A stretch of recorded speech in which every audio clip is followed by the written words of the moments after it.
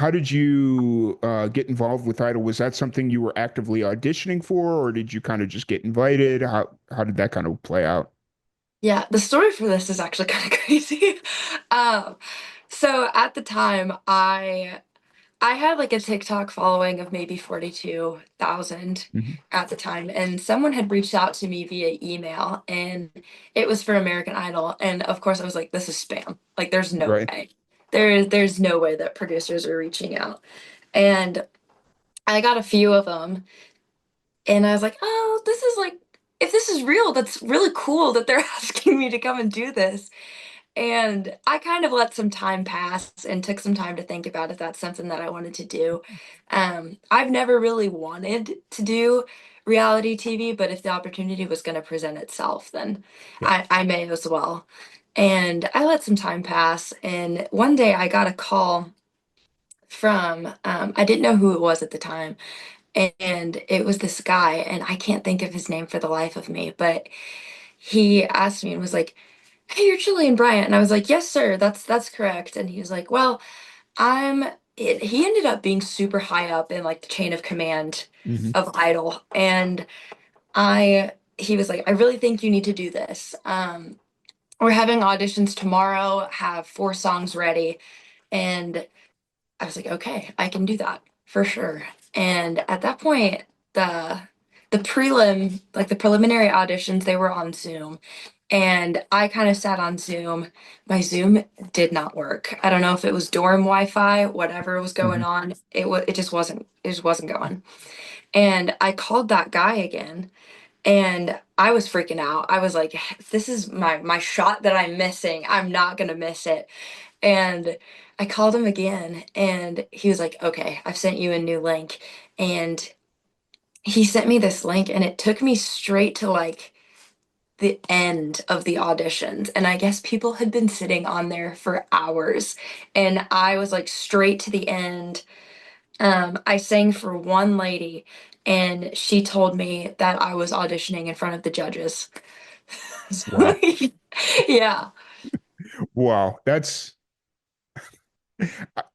luck, that's fate, that's all the things combined, Oh, just kind of yeah. playing out in Oh, one. yeah. Yeah. It's like, For sure.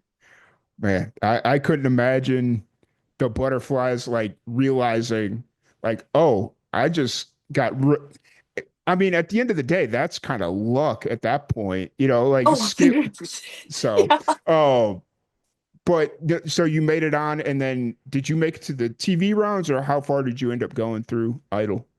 Yeah, so it's kind of like the first round, I guess you could say. It's like the episode before you go to Hollywood. Mm-hmm. And that year they were doing it, they asked me, they were like, well, do you want to do it in Tennessee, LA, or Austin? And I was like, oh, I kind of know Texas. I'll take me to Austin. That'll be Yeah. fine.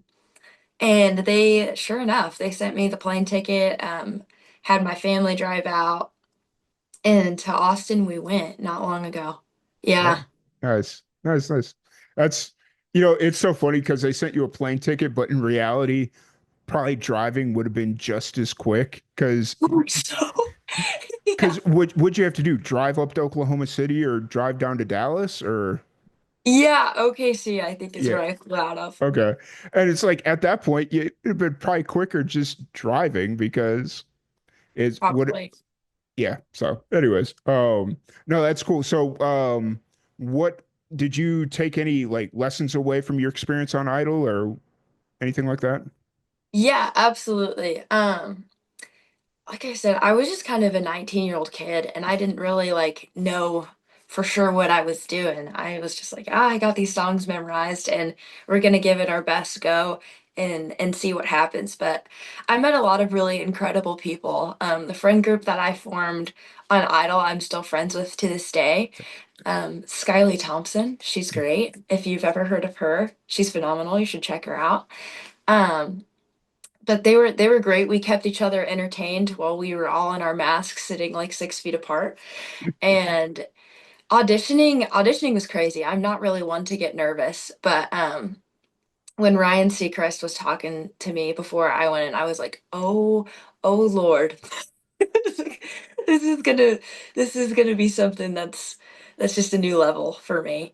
And I walking into that room is kind of a surreal experience, but they were super kind, super kind. It was Katy Perry, Lionel Richie, and Luke Bryan that Okay. were in there. Gotcha. So Yeah.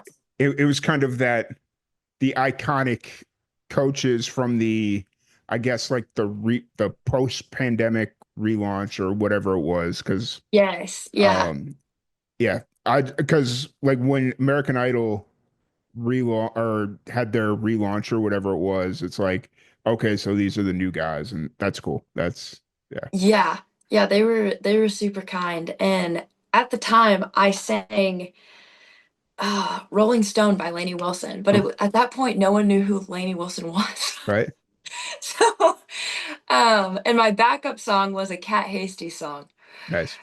I was Yes. I was going to ask what you sang, but that's Lainey Wilson is the perfect choice because like you said, around that was 2020, 2021. She was just starting to get some Yes. Yeah. notoriety because Yellowstone Yeah. was really starting to pick up. And I think at least that's how I got introduced to her, which sounds really bad to say, but you know, so For sure. yeah, Yeah, I got introduced to her kind of just finding her on Spotify, yeah, and I really loved that Rolling Stone song, and I was like, "Oh, I can sing this. This will be nice, good."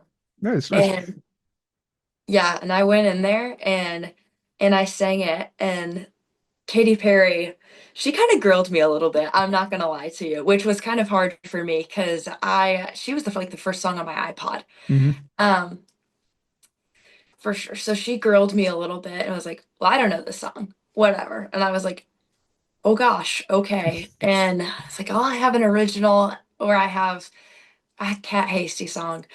And they're like, I'll just skip it, like just do the Cat Hasty song. And so I did that. And Luke Bryan said yes. He was like, you're kind of rough around the edges still, like not too wet behind the ears, Yeah, but I'll give you a yes. And Lionel Richie, the feedback he gave me, it's a good day whenever Lionel Richie tells you, girl, you can sing. yeah, Yeah, that was super cool. But then it got down to Katy Perry, and she gave me some incredibly critical but really good yeah. advice. She looked and she was like, I don't get your look. I don't think that you have a super well developed sound. I think that you're so young and that you kind of need to find yourself as an artist before we get you out anywhere else. Hmm. And of course I was like, dreams crushed. I was like, ah, I don't know if I need to be doing this. Maybe I don't, maybe I'm not cut out for it. And I got back and I was like, you know what? She didn't tell you that you were bad at it. Hmm. She just said that like you needed to find yourself. And she was right. I was like, whatever. I know myself. This is fine. And the more I got to thinking about it, the more I was like, I haven't really developed my sound and I haven't done that, but I'm super proud to say that I really think I have. Yeah. And I took that advice and ran with it. Nice. You know what though? That just shows your maturity as a musician because it's like a lot of people would have went into that situation, took it all as a negative, like, oh, I'm not cut out to do this or whatever because I don't know who I am as a musician. And you were just like, okay, and you figured it out. Yeah. Yeah. Congratulate, so Thank it's you. it's what it's like it's a really hard thing to hear, but at the time when you're 19 you think you know everything, but Oh yeah. reality you don't, and somebody told you, hey, like this is what I think, and you took it, ran with it, and now here you are. So Yeah.